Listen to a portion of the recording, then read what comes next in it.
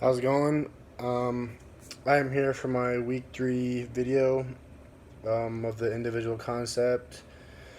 For my week 3 project, my video project, I will be doing economic growth. Economic growth is an increase in the production of economic goods and services compared from one period of time to another.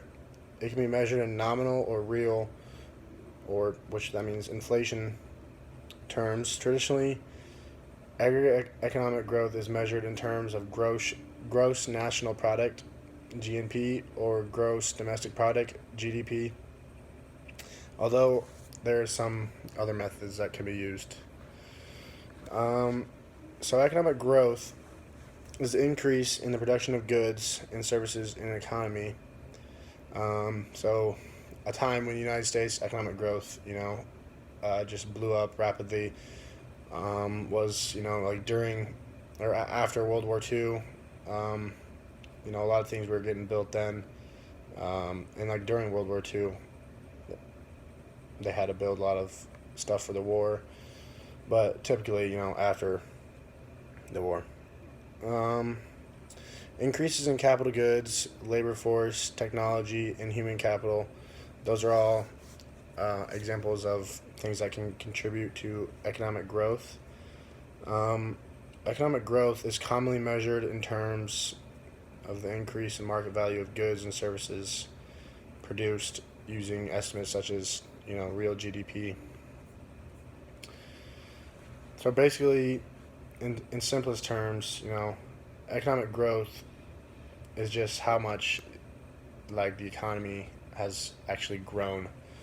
And, if they're building a lot more new stuff or, like, developing a lot more new technology, stuff like that.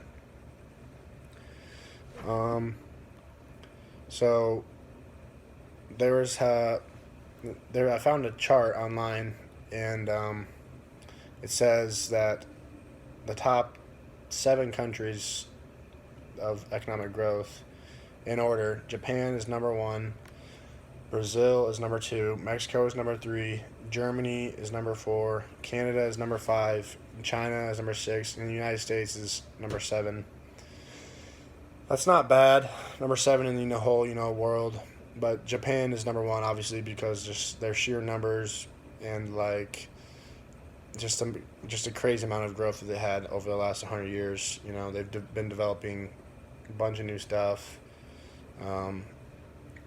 The buildings, they're building a lot of new stuff and whatnot. So, economic growth is also, calculated based on data estimated from countries' statistical agencies.